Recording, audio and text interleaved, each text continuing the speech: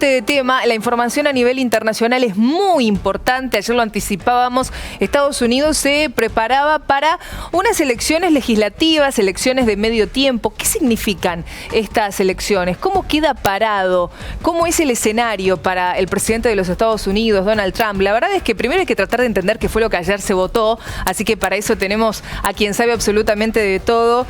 Ya está con nosotros Ayelén Oliva, no es la primera vez que nos acompaña, ¿no es cierto? Ella es politóloga y además experta en análisis internacional. ¿Cómo estás, Ayelén? ¿Qué tal? ¿Cómo estás? Bienvenida. Bueno, ¿qué fue lo que se votó ayer en Estados Unidos? Bueno, tuvimos unas elecciones importantes porque lo que se estaba definiendo era la composición del Congreso. Se elegían 434 bancas, 35 bancas para la Cámara de Diputados, la Cámara Baja, y un tercio de la composición del Senado, algo que podía definir cuántos apoyos iba a tener o no el presidente Donald Trump dentro del Capitolio.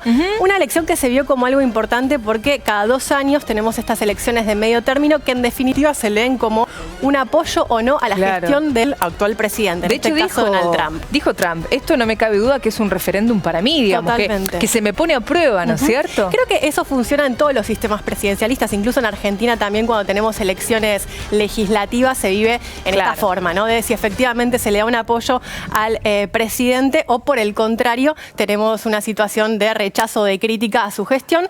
El resultado que tuvimos el día de ayer fue que los demócratas recuperaron la mayoría dentro de la Cámara Baja, dentro de la Cámara de Representantes. Ese es un dato importante, pero los sectores republicanos mantienen el control del Senado. Entonces ahí vamos a tener un Congreso dividido. Bastante dividido. Dividido, que puede traer algunas complicaciones y se está analizando de si va a generar algún tipo de bloqueo dentro del vínculo entre el Poder Legislativo y el Ejecutivo a la hora de avanzar con ciertas propuestas de ley, proyectos de ley dentro del Congreso. Y como quedó todo ahora planteado, ¿qué terreno gana Trump con esto? ¿Qué le permite hacer a Trump ahora? Bueno, creo que incluso dentro del voto, cuando analizamos el voto o las motivaciones del voto dentro de los electores republicanos, lo que podemos entender ahí que había una fuerte motivación vinculada sobre todo al tema económico.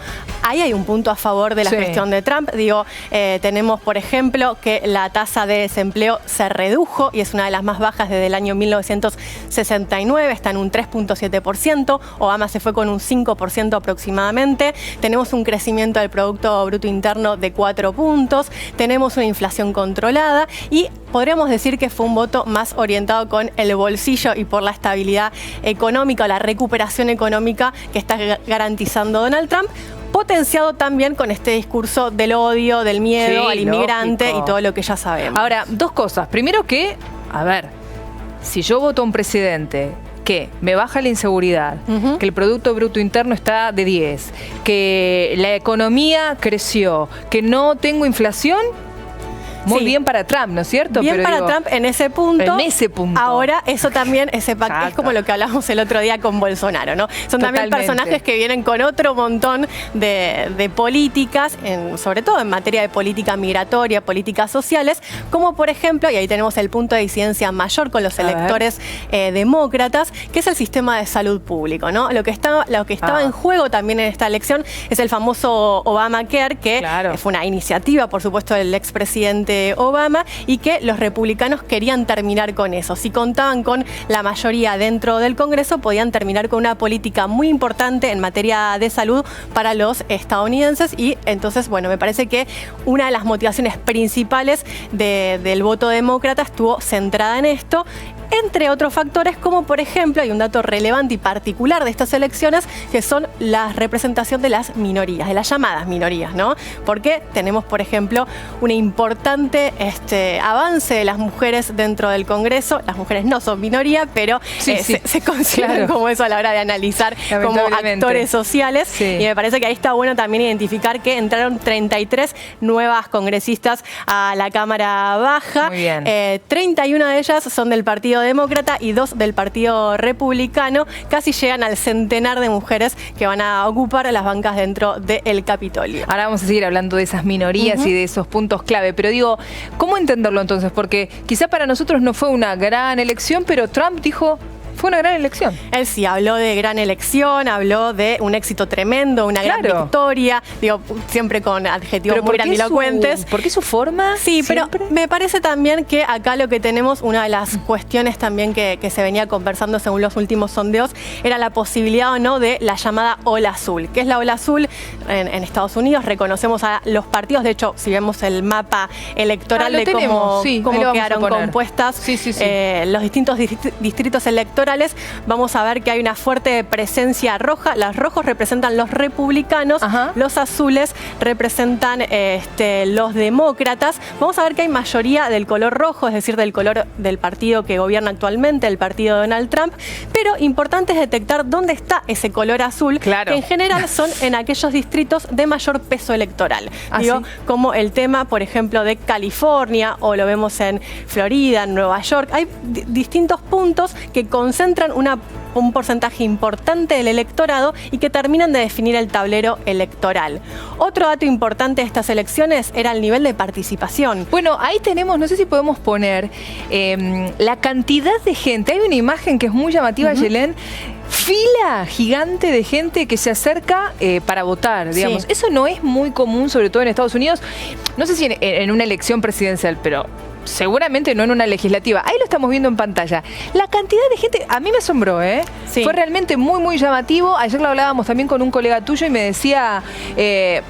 algo pasa porque está como más encendida la gente. La campaña que hubo a favor del voto, convocar a votar a los estadounidenses, fue impresionante. Involucró no solamente a distintos actores y actrices muy conocidos que los vimos durante la campaña con las remeras llamando a votar, con una actitud muy participativa dentro de estas elecciones. Y esto justamente está vinculado a la baja participación que tuvimos en las últimas elecciones legislativas en los Estados Unidos en el 2014, que participó tan solo el 37% de la población.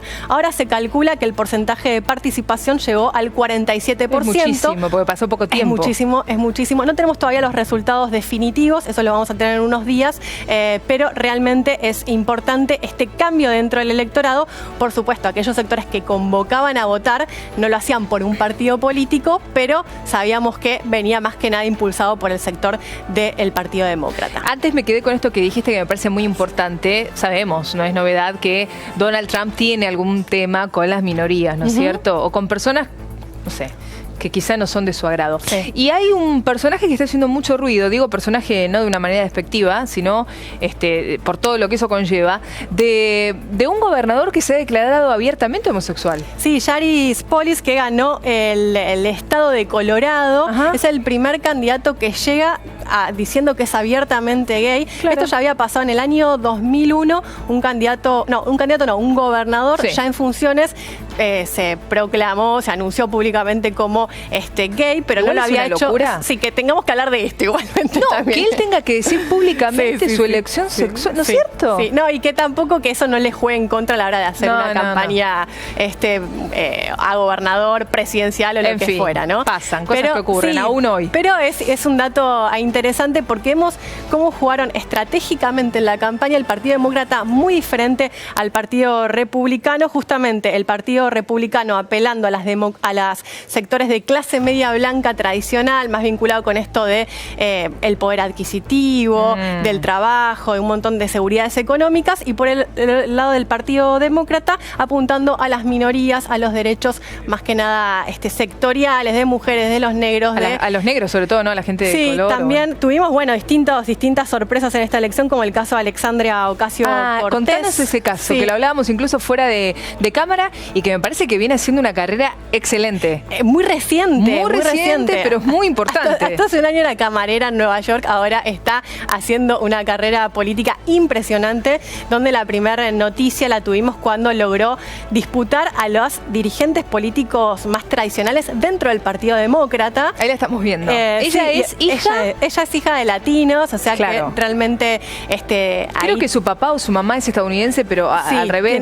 Y Puerto Rico también. Y Puerto Rico tiene ahí como una mezcla interesante, sí, ahí la estamos viendo. Que, pero... además de ser una mujer y joven, tiene 29 años tan solo, es la mujer más joven que ingresa al Congreso de los Estados Unidos, cuando el promedio de edad es de 57 años, o sea, imagínate la diferencia y cómo se va a sentir seguramente esta nueva representante de los estadounidenses. Es muy dentro raro, de ese Congreso. Ayelen, porque se llama Alexandria, ¿no es cierto? Con X. Alexandria Ocasio-Cortez, pero todos los carteles, en todos los carteles se ve Ocasio, sí, ¿no es cierto? El apellido. Ocasio-Cortez, sí. Ocasio, Sí. ahí está, con signos de admiración, amarillos, negros, muy llamativo. Y a ella se la ve, ahí vemos el cartel, ¿ven? Sí. En el atril, remarcando Ocasio. A ella se la ve con un discurso tan contundente. Me hace acordar mucho a Michelle Obama, ¿no sé vos? Sí, tiene algún componente carismático también, ¿no? Digo, más allá de totalmente, la posición totalmente. política, me parece que tiene un componente carismático